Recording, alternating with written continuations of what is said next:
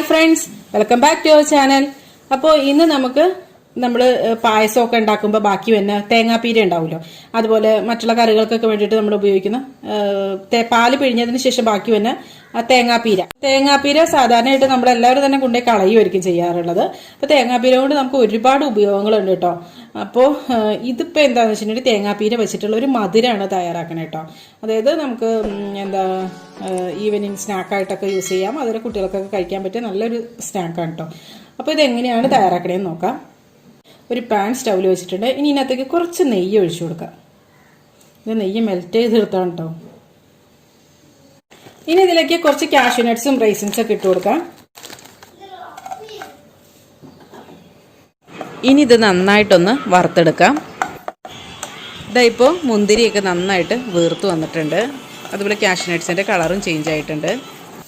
ഇനി ഇതങ്ങോട്ട് കോരിയെടുക്കാം. നെയ്യിലിട്ട് തന്നെ തേങ്ങാപ്പീര ചേർത്ത് കൊടുക്കാം. ഒരു തേങ്ങ ചിരകിയിട്ട് നമ്മൾ പാലെടുക്കുമല്ലോ, എന്നിട്ട് ബാക്കി വന്ന ആ പീരയാണ് കേട്ടത്.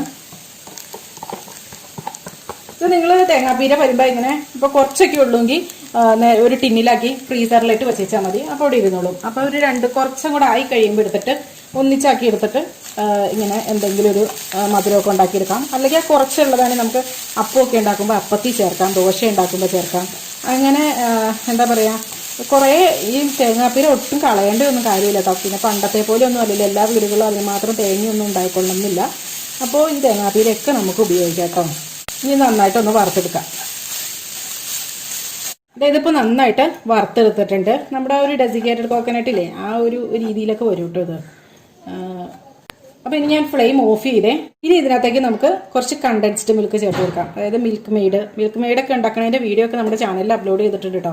അപ്പോൾ ഇതിന് പകരമായിട്ട് നമുക്ക് പഞ്ചസാര ചേർക്കാം, അല്ലെങ്കിൽ ശർക്കര പാനി ഉണ്ടെങ്കിൽ അത് ചേർക്കാം. എന്താണ് മധുരത്തിന് ആവശ്യമായിട്ടുള്ളത് അത് ചേർക്കാം കേട്ടോ. അപ്പോൾ ഈ പാലൊക്കെ നമ്മൾ ഇതിനകത്ത് നിന്ന് അപ്പടി പിഴിഞ്ഞെടുത്തേക്കണമല്ലേ, അപ്പോൾ ആ പാലിൻ്റെയൊക്കെ ഒരു ടേസ്റ്റും ഒക്കെ കിട്ടാൻ വേണ്ടിയിട്ടാണ് മിൽക്ക് മെയ്ഡൊക്കെ ചേർക്കണത്. അപ്പോൾ ഞാനിത് കുറച്ച് ചേർത്തിട്ടുണ്ട്. ഇനി ഒന്ന് മിക്സ് ചെയ്ത് കൊടുക്കാം. ഇതിനങ്ങനെ പ്രത്യേകിച്ച് അളവൊന്നുമില്ല. മിക്സ് ചെയ്യുമ്പോൾ നമുക്ക് ഉരുട്ടിയെടുക്കാൻ പറ്റണ ഒരു പരുവത്തിൽ കിട്ടണം, അത്രേ ഉള്ളൂ. പഞ്ചസാര ചേർക്കുമ്പോഴാണെങ്കിൽ നിങ്ങളുടെ മധുരത്തിനനുസരിച്ച് പഞ്ചസാരയും, അത് ശർക്കരയാണെങ്കിൽ ശർക്കര ഉരുക്കിയിട്ട് ചേർത്താൽ മതി കേട്ടോ. അപ്പോൾ നന്നായിട്ട് ഇരുന്നോളൂ. എന്നിട്ട് ഇത് അടുപ്പത്ത് വെച്ച് തന്നെ ശരിക്കൊന്ന് ആക്കിയെടുക്കണം. അപ്പോൾ കറക്റ്റായിട്ട് വന്നോളൂ. പഞ്ചസാര ചേർക്കുമ്പോൾ കുറച്ച് പാൽപ്പൊടിയും കൂടെ ചേർക്കുവാണെങ്കിലും നന്നായിട്ടിരിക്കും കേട്ടോ.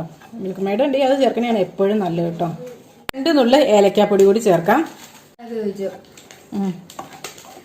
അപ്പോൾ ഇനി നമുക്ക് ഈ നമ്മൾ വറുത്ത് വെച്ച കാഷ്നട്ടും റൈസിൻസൊക്കെ ഇട്ട് കൊടുക്കാം. അപ്പോൾ ഇനി ഇത് കുറേശ്ശെയായിട്ട് നമുക്കൊന്ന് ഉരുട്ടിയെടുക്കാം.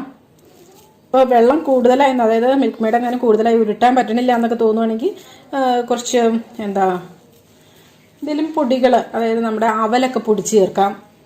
എന്തെങ്കിലും ഒരു പൊടി ചേർത്ത് ചേർത്ത് അപ്പോൾ അത് കറക്റ്റായിട്ട് വന്നോളും. ഒരുപാട് ചേർക്കരുത് കേട്ടോ. പിന്നെ അത് കറക്റ്റാക്കാൻ വേണ്ടിയിട്ട് പിന്നെയും മിൽക്ക് മെയ്ഡ് ചേർക്കേണ്ട വരും. അല്ലേ, ഒറ്റിയെടുത്തിട്ടുണ്ട്. പിള്ളേർക്കൊക്കെ ഇഷ്ടമാവും കേട്ടോ. അപ്പോൾ ഇനി എല്ലാതും ഇതുപോലെ തന്നെ ഉരുട്ടിയെടുക്കാം. ഇത് ഈ തേങ്ങാപ്പീര കൊണ്ട് ഉണ്ടാക്കിയതാണെന്ന് ആർക്കും പറയാൻ പറ്റില്ല കേട്ടോ. കാരണം നല്ല ഫ്രഷ് ആയിട്ടുള്ള തേങ്ങ കൊണ്ട് തന്നെ ഉണ്ടാക്കിയതാണെന്ന് തന്നെയാണ് വിചാരിക്കത്തുള്ളൂ. അപ്പോൾ ഇതെല്ലാവരും ഒന്ന് ട്രൈ ചെയ്ത് നോക്കുക കേട്ടോ. എന്നിട്ട് നിങ്ങളുടെ അഭിപ്രായങ്ങളും നിർദ്ദേശങ്ങളും ഒക്കെ പറയുക.